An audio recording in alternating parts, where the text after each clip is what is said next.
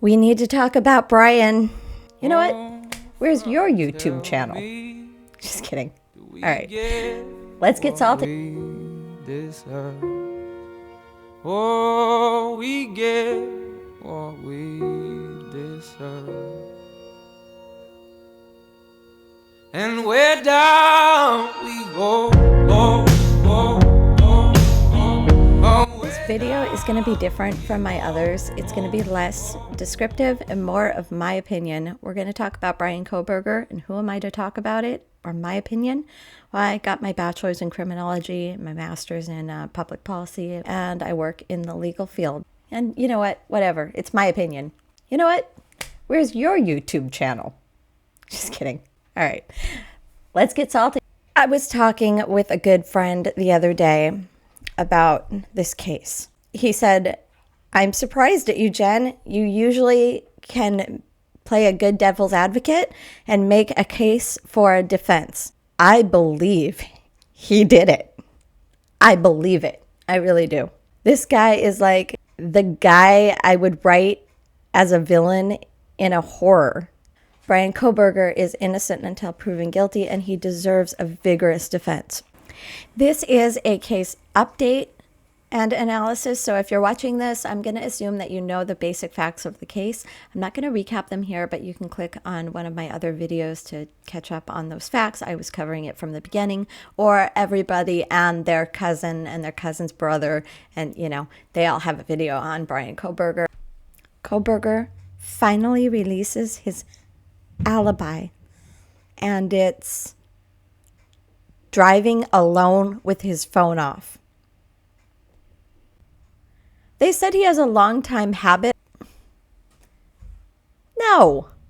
I would be thinking, let's see the phone records that show he has a long-term habit of turning off his phone right after circling the house of the person his phone records show he's been stalking, person or people. We still don't know, because of the gag order, we still don't know which of the victims he was targeting in that home. But we know he was targeting them. We know he stalked them. Telemetry data now tells us that.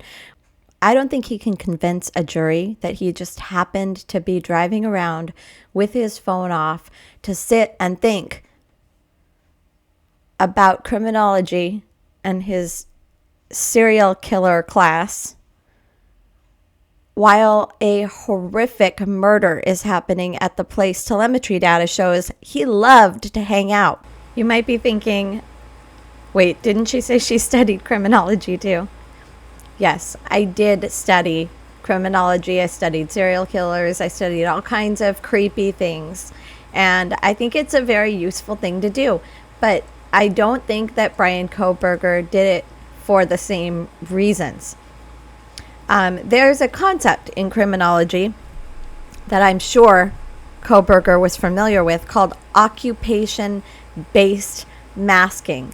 It's also sometimes called professional camouflage, where when somebody who has deviant urges goes into a profession that allows them to engage in behaviors that relieves those urges and kind of masks their abnormality and lets them go around seemingly living normal lives.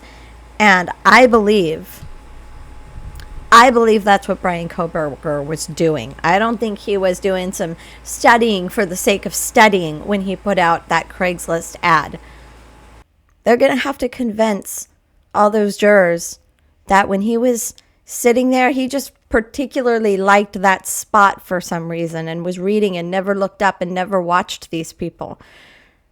That it was all a big coincidence that his name was in their DM boxes and that his DNA was on that knife case. So he's not giving them much to work with in terms of alternate theories here. It is legally up to the state to prove beyond a reasonable doubt that Bryan Kohberger murdered these people. It doesn't have to be beyond a shred of all possible lingering doubt. It has to be beyond a reasonable doubt. I just don't think they can do it. The prosecution has a very compelling case here.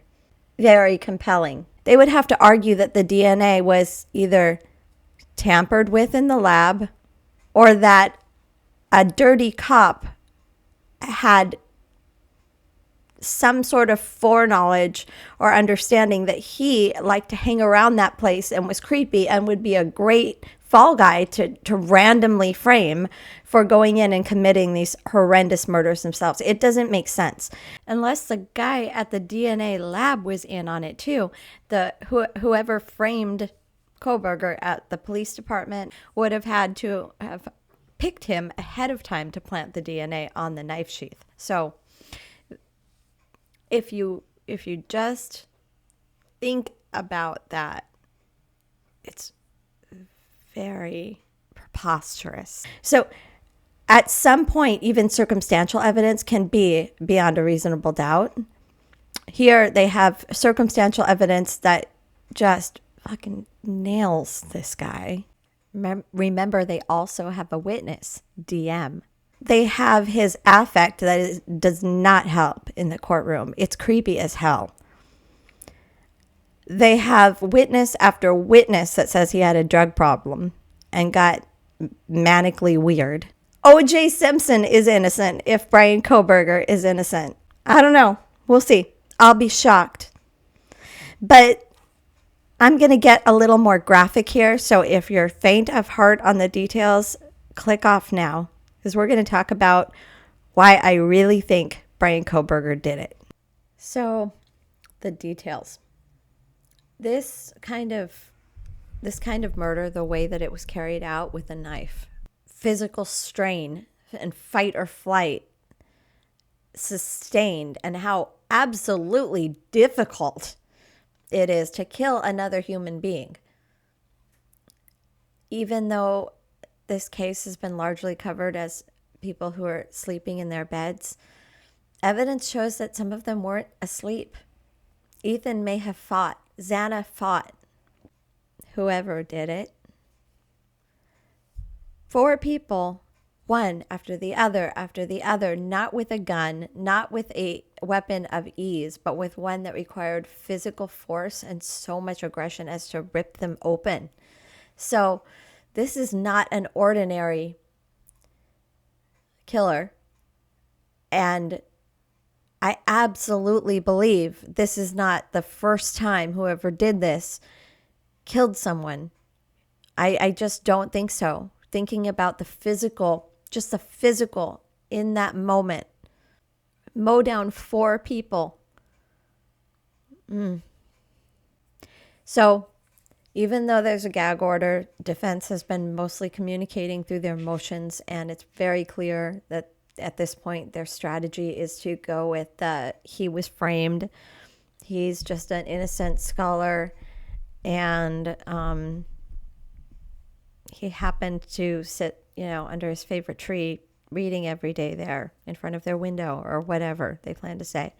They want the records of the detectives, as we've talked about before, to comb over them and see, what could they possibly have failed at, right? It's their job at this point to systematically attack every one of the state's arguments. That's what they should do. That looks like is what they are going to do. But again, I find it preposterous. So that's all I've got for you tonight, you guys. Thanks for staying with me. If you enjoyed this, show it by giving me a like, subscribe if you want more, and stay salty.